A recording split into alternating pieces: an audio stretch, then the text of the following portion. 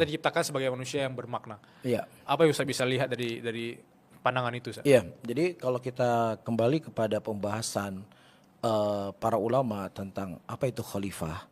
Jadi khalifah itu adalah orang-orang yang akan menerusi bumi ini dengan kebaikan. Ya, dan kemudian menutup hal-hal yang akan memberikan kejelekan. Ya, apakah itu kejelekan dari sisi fisik, apakah kejelekan dari sisi ekonomi, ataukah kejelekan dari sisi keyakinan.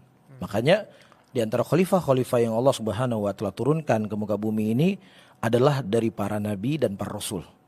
Ya, mereka memberikan kebaikan. Jadi ada sebutkan satu contoh Bilal. Di zaman jahiliyah sebelum diutusnya Nabi kita Muhammad SAW, itu perempuan-perempuan, ya bayi-bayi yang lahir dalam perempuan itu dikubur hidup-hidup. Ya. Karena buat mereka ini sesuatu yang memalukan. Ya, Allah sebutkan di dalam Al-Quran, wa idza busyira ahaduhum bil untha dhalla wajhu maswada. Jadi ketika dikhabarkan bahwasanya yang lahir itu bayi perempuan, itu wajah mereka jadi hitam. Malu seperti itu ya. Dan kemudian itu semuanya dihapus dalam Islam.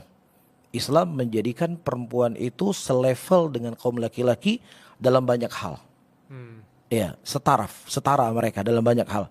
Kecuali memang ada kondisi-kondisi yang perempuan itu tidak bisa melakukan seperti apa yang dilakukan oleh laki-laki. Misalnya berjihad.